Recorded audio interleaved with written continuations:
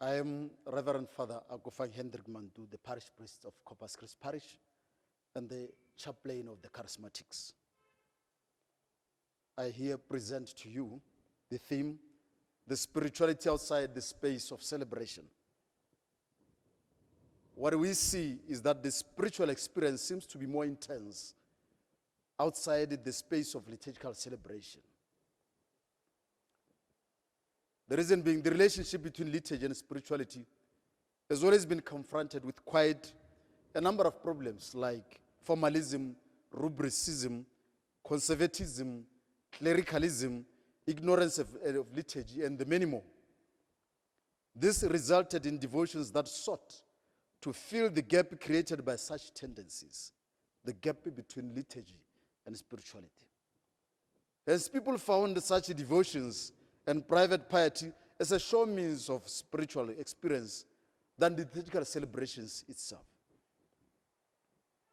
Now, looking into the research, according to G. Bonacoso, the spiritual experience today seems to be more linked more to spazic extraculturally, the space other than that of the liturgical platform, than the moments of celebration. Faced with this situation, it seems useful to plan different surveys of investigation, attentive both to the Christian tradition and the modern sensibility, and to the recovery of that anthropological space that makes it possible to combine ritual and religious experience. In fact, as indicated by Gabriel M. Brasso, the transition from traditional liturgical spirituality to the new forms of modern piety did not take place suddenly.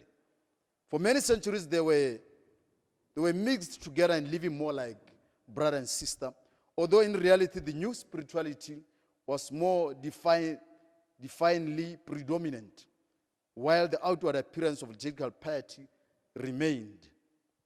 Furthermore, he says, the modern devotions have opened a space or a chasm between the individual ideal of Christian perfection and the liturgical life. In view of all this, Peter E. Fink's thoughts becomes very helpful, for he argues that a spirituality that is not guided by public prayer of the church is in danger of yielding to a psychological paradigm, while a liturgy divorced from true and solid spirituality can be easily be taken over by a political paradigm, just as in the past Chamberlain and Piping used liturgy to unite the empires. If liturgy is not prayer, and if we do not pray in the liturgy, it is not worth doing. And it may be a dangerous weapon in the hands of those who control it, forcing people to find comfort in devotions or other spiritual exercises. In the words of G. M. Brasso, the church in her liturgy does not set out to monopolize the spiritual activity of faith, nor its ministers. Rather, it nourishes the spiritual activity, it educates it, orients it, infuses great vitality into it, and gives it a strong impulse towards God. And we therefore come to this conclusion. We therefore conclude that spiritual experience becomes more intense outside the liturgical space of celebration only because of separation between liturgy and spirituality. This happens in cases whereby liturgy is suppressed and deprived of its role of guiding and nourishing the spiritual lives of Christians. A reality which is not healthy for spiritual experience. A reality which is not healthy for the spirituality of our people.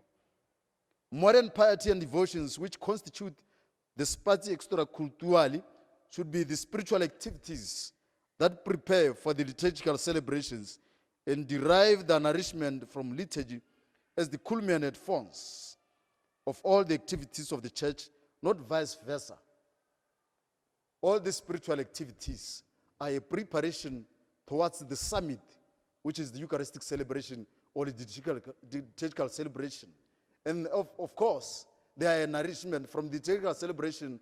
Again, we derive the nourishment to go into these spiritual exercises. That is why we talk about the culmen at font, the culmination and the font. That is, the Eucharistic celebration becomes the font from which these spiritual activities derives their energy, derives their enthusiasm, derive their vitality. And also, it becomes a preparation, it becomes the culmination. These spiritual activities, they are leading and preparing people towards the summit, the culmination, which is the liturgical celebration. May the good Lord bless you. Amen.